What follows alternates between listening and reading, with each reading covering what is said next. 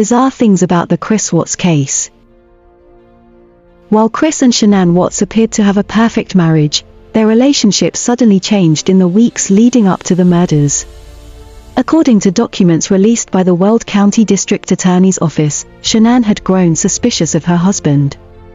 As the documents revealed, on August 7, 2018, Shanann texted one of her friends, "Chris told me last night he's scared to death about this third baby and he's happy with just Bella and Celeste and doesn't want another baby." She continued, "He has changed. I don't know who he is." It would seem that Chris's behavior towards Shanann became noticeably different, as she told her friend via text, "I told him last night, I don't feel safe with him after what he said about the baby." Tragically, less than a week later, Chris murdered Shanann, her unborn baby, and their two daughters, Bella and Celeste, and attempted to cover up the crime by disposing of the bodies at a remote oil field location owned by his employer. Shanann's mother, Sandra Rusek, was aware of the change in her son-in-law and said that her daughter had told her that the transformation happened over the course of a few weeks, maybe a month. While Googling romance advice isn't necessarily bizarre in and of itself, the fact that Chris Watts was searching for dating tips while married to Shanann Watts is troubling. While Chris reportedly met Nicole Kessinger, the co-worker he would begin an affair with, in June 2018, the romance seemed to have escalated quickly by the following month. Chris had Googled, "when to say I love you for the first time in a new relationship," on July 25, less than 3 weeks before he murdered his wife, 2 daughters, and unborn son. Chris's Google search indicated that the married man was moving quickly with Kessinger and was ready to take their relationship to the next level, despite already being married to someone else. Strangely, Chris also Googled, "what do you feel when someone tells you they love you?" suggesting that he either didn't know, or wanted to accurately react to any romantic declarations. Either way, his internet searches suggested that he was putting a lot of time and energy into his illicit romance with Kessinger. District Attorney Michael Rourke revealed that Chris also spent time searching the internet for secluded vacation spots to take Kessinger to during their affair. Prosecutors have cited Watts' desire for a fresh start with his mistress, co-worker Nicole Kessinger, 30, as his motive in the killings. While Chris Watts and his mistress reportedly met in June 2018 at work, it wasn't long before Kessinger was also turning to Google for romance advice. In her only interview following Chris's arrest for the murders of his wife Shanann Watts and their children, Kessinger told the Denver Post that November, "We had just met. I barely knew him."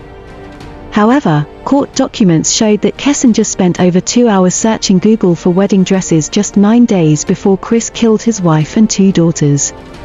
Of course, searching for wedding dresses isn't a crime by any means, but Kessinger's search history suggested that she was incredibly serious about her relationship with Chris, and was already thinking about a future with the man she'd allegedly only been dating for approximately 6 weeks.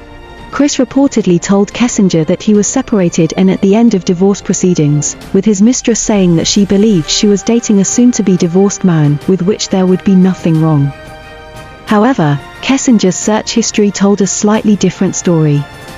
On July 24, Kessinger Google searched the phrase, "man I'm having affair with says he will leave his wife," which suggested that she may have known that Chris was yet to split from Shanann, and was hoping that he would leave his spouse to be with her.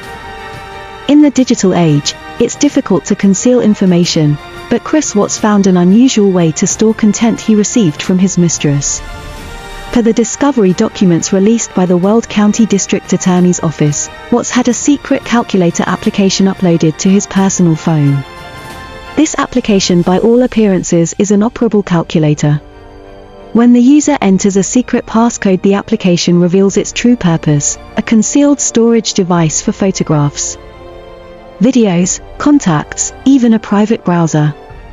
So, in order to conceal his affair with Kessinger from his wife, Chris made sure to store all content from his mistress in the special app on his phone, presumably so that Shanann couldn't access it. Investigators discovered a plethora of hidden photos and messages in the app on Chris's phone, and they noted in the discovery documents, "I'm certain Watts communicated far more with Kessinger than is reflected in his phone data, perhaps facilitated through the secret calculator application." It became apparent he was receiving assorted nude images of Kessinger, which he then stashed in that application to prevent Shanann from ever seeing them.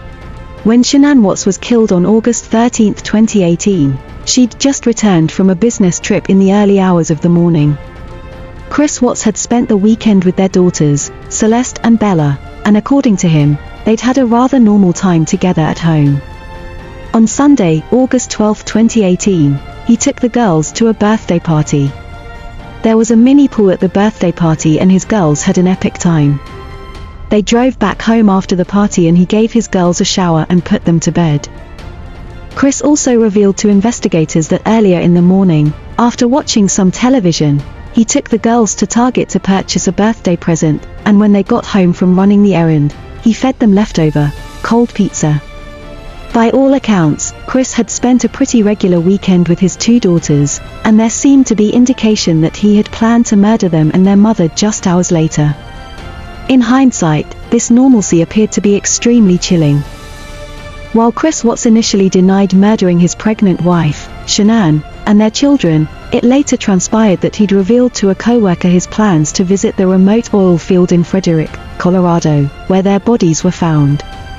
According to the official case documents, on Sunday, August 12, 2018, at around 5 p.m., Chris texted a co-worker in reference to the Cervi Ranch oil field, "I'm gonna go straight out there from my house in the morning." When the co-worker responded that they had been planning to visit the site, Chris joked, "I can go out there though. No sense in both of us going out there lol." By telling a co-worker that he'd be visiting Cervi Ranch early on that Monday morning to complete some checks, many people believed that Chris may have premeditated his actions on that fateful August day, and had chosen the oil field as a burial site after murdering his family. Chris's co-worker revealed that no one really likes going out there to Cervi as it is so far, but they did not know the last time Chris Watts may have been out to Cervi Ranch. After Chris Watts pleaded guilty to first-degree murder in November 2018, his parents gave an interview defending their son. Chris's mother, Cindy Watts, said of her son's marriage to Shanann Watts, "It was a very hard relationship.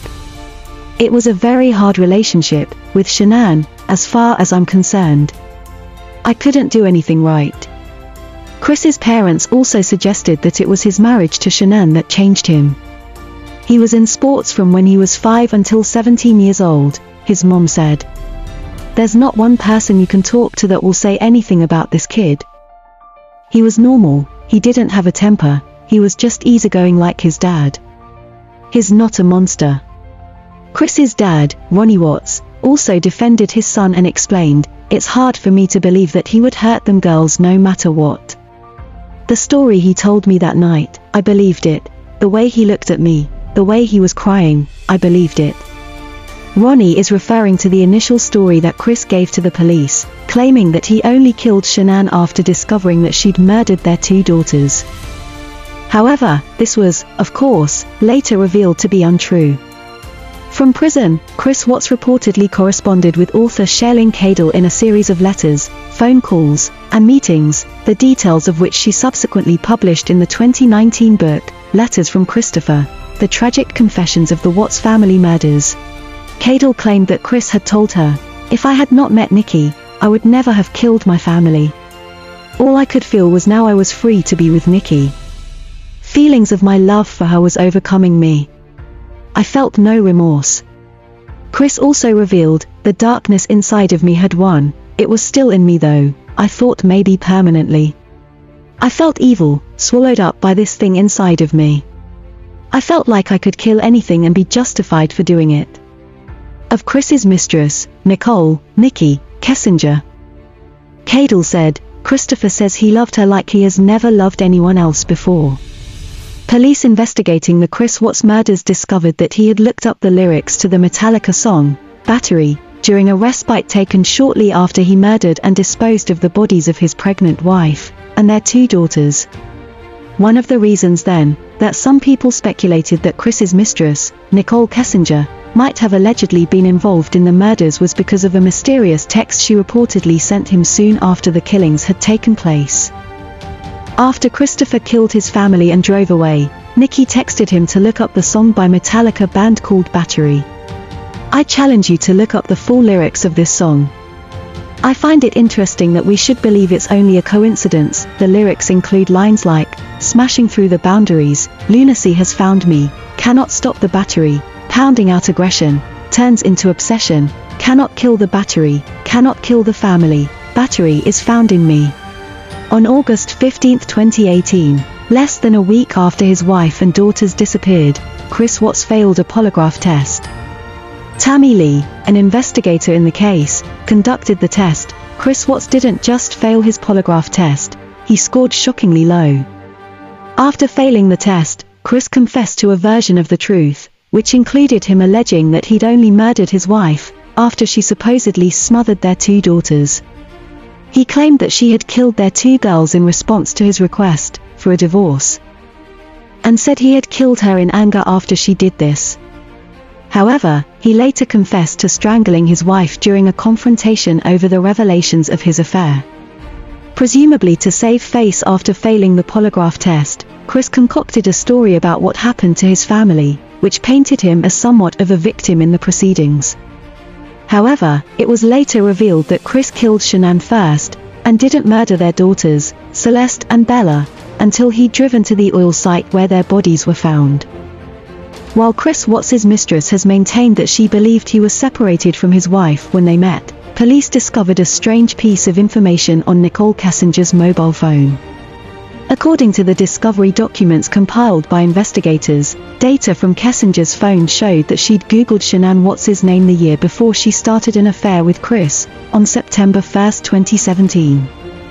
Weld County District Attorney Michael Rourke said, the dates to which you are referring, in 2017 where it appears she Googled or otherwise searched Shanann, was data that came off her phone. He continued, Nicole Kessinger told us that she met and started the relationship with the defendant in 2018. So where that anomaly in the data comes from? I don't know the answer to it. Indeed, the fact that Kessinger reportedly Googled Chris's wife's name in September 2017 seemingly contradicts her own version of events. As the Denver Post, with whom Kessinger gave her only press interview, later reported, Kessinger was working in the environmental department with an Anadarko Petroleum contractor when the two met. One day in the middle of June, 2018, he walked into her office to introduce himself. Watts told her that he had 2 daughters, and after Kessinger asked, Watts said he was separated and at the end of divorce proceedings, she said. As well as Googling wedding dresses and the name of Chris Watts' wife, Nicole Kessinger also searched online for Amber Frey, the infamous mistress in another murder case. In the Chris Watts case's discovery documents, Kessinger searched the internet on topics related to Amber Frey. Her searches included Frey's book deal, her net worth and did people hate Amber Frey. Presumably, Kessinger may have been concerned about what the public perception would be once it was revealed that she was the mistress of a convicted murderer. However, the fact that she Googled Frey's net worth and book deal might also suggest that she may have been hoping to capitalize on her situation. Of course, this is all speculation, and it should be noted that Kessinger voluntarily spoke with police on August 15, the same day that Chris was arrested for the murders of Shanann Watts and their 2 daughters. As Kessinger later told the Denver Post, I just wanted to help. With a pregnant woman and 2 children missing, I was going to do anything that I could. On February 18, 2019, Chris Watts sat down for a 5-hour interview with the Frederick Police Department, the Colorado Bureau of Investigation, and the FBI, the audio of which was released to the public. Chris made a plethora of revelations during the interview, and he spoke about his former mistress, Nicole Kessinger. Chris said, I'm not sure what you, Nicole, went through afterward, if you had like counseling, if you're in a different state, if you had to leave everything behind. I just hope there's normalcy for her since she's on the outside. He continued, I'm hoping it could get that way at some point. When the investigators asked Chris if he was hoping to speak to Kessinger one day, he replied, maybe once, just to say, I'm sorry this all happened. However, Chris's attorney reportedly attempted to contact Kessinger on his behalf, but she refused. During this same interview, Chris also emotionally suggested that if he hadn't begun an affair, he might not have become dissatisfied with his marriage to Shanann Watts. If I never met Kessinger, would I have ever thought our relationship was bad? Probably not, he told investigators. I never thought I would have strayed away from Shanann. Chris Watts revealed a plethora of details about the case to author Cherlyn Cadle, which were subsequently published in her book. In one letter he sent to Cadle, Chris reportedly admitted that his first attempt to kill his young daughters, Bella and Celeste, was unsuccessful. August 13th morning, I went to the girls' room first, before Shanann and I had our argument, Chris allegedly wrote in a letter to Cadle. I went to Bella's room, then Celeste's room and used a pillow from their bed to kill them. That's why the cause of death was smothering. After I left Celeste's room, then I climbed back in bed with Shanann and our argument ensued. However, as Chris explained, his first attempt to smother his daughters didn't work. After Shanann had passed, Bella and Celeste woke back up. He explained, I'm not sure how they woke back up, but they did. Bella's eyes were bruised and both girls looked like they had been through trauma. That made the act that much worse, knowing I went to their rooms first and knowing I still took their lives at the location of the batteries. Instead, Chris reportedly loaded wife Shanann's body into his truck after strangling her, and then drove his daughters, who were still very much alive at that point, to what would become their final resting place.